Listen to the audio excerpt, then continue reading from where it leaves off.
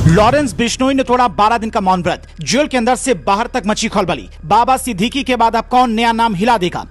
उधर भाई को अमेरिका से लाने की तैयारी, इधर लॉरेंस ने बनाया प्लान बी। साबरमती जेल में विशेष पूजा। अब धार्मिक किताबें क्यों पढ़ रहा लॉरेंस? क्या मां काली का भक्त है लॉरेंस? अमावस्या की काली रात में स्पेशल पूजा की क्या है कहानी? एक दीवार और एक कैलेंडर का किस्सा है खास।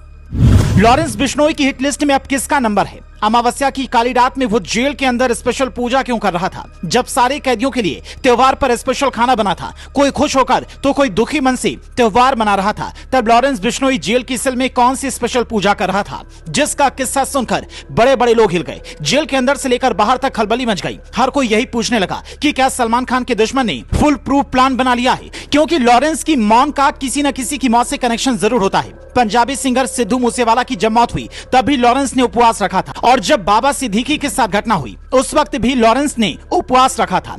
वो उपवास तोड़ते ही घटना को अंजाम देता है। सूत्र बताती कि कार्तिक कृष्ण पक्ष की तृतीय तिथि को, जो इस बार 20 अक्टूबर को थी, उस दिन से लॉरेंस बिश्नोई ने उपवास रखा। 12 दिनों का उपवास 31 अक्टूबर को पूरा हुआ। अमावस्या की काली रात को एक खास पूजा के बाद लॉरेंस ने अगले दिन अपना उपवास तोड़ा। 12 दिनों तक वो दूध, दही, घी और फल खा रहा था। उसने नमक या फिर अनाज नहीं खाया। यहाँ तक कि 12 दिन तक उसने किसी से कुछ कहा भी नहीं। उपवास के साथ साथ हर बार वो मौन व्रत पर रहता है, और हर साल नवरात्रि में वो व्रत रहता ही है। उसके अलावा भी कई बड़े त्योहारों पर वो व्रत रखता है और इस दौरान धार्मिक किताबें पढ़ता है। दिवाली के पहले भी उसने कुछ धार्मिक किताबें पढ़ी थी।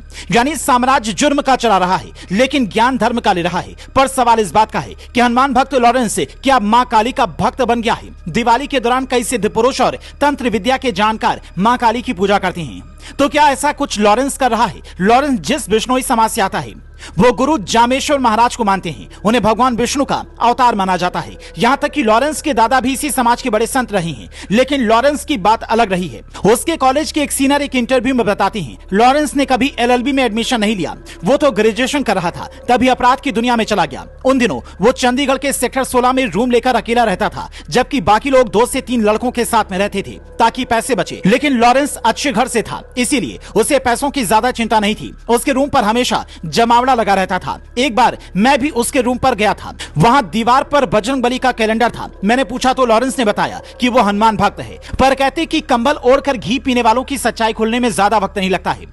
पूरा देश जानता है कि लॉरेंस क्या है। वो कितनी भी पूजा पाठ करे, पर उसकी काली परछाई कभी पीछा नहीं छोड़ने वाली है। आज उसकी वजह से ही उसके भाई अनमोल बिश्नोई पर भी शिकंजा कसा जा रहा है, जो भाई को अपराध की दुनिया में बढ़ता देख खुद भी गैंग बनाने लगा। बाद में अमेरिका में बैठकर लॉरेंस गैंग को मजबूत करने लगा। पर अब NIA ने सिर्फ उसके सिर पर 10 लाख का इनाम घोषित किया है, बल्कि उसे वहां से प्रत्यर्पित कर लाने की भी तैयारी चल रही है। पहले भी हिंदुस्तान में अबू सलेम से लेकर तमाम बड़े अपराधियों को प्रत्यर्पित कर लाया गया, लेकिन अमेरिका से अनमोल को लाना क्या इतना आसानी से संभव है?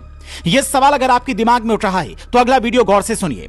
उसमें हम आपको बताएंगे कि लॉरेंस के भाई अनमोल को अमेरिका से लाने में क्यों कई साल का वक्त लग सकता है। फिलहाल लॉरेंस की हिट लिस्ट में अगला कौन है? बाबा सिद्दीकी के बाद किसी नेता, सुपरस्टार या फिर सिंगर की बारी है, ये कोई नहीं जानता, क्योंकि लॉरेंस ने अपने इंटरव्यू में जो लिस्ट बताई थी उसमें बाबा सिद्दीकी का नाम नहीं था। पर सिद्दीकी तक लॉरेंस के गुर्गे पहुंच गए। ऐसे में पुलिस को लॉरेंस को रोकना होगा। अगर उसकी मौन व्रत की कहानियां सामने आ रही हैं, वो जेल में कुछ प्लान बना रहा है, ये बात सामने आ रही है, तो फिर जेल के भीतर ही उसके प्लान को डिकोड भी किया जाना चाहिए, ताकि कोई और निशाना ना बने।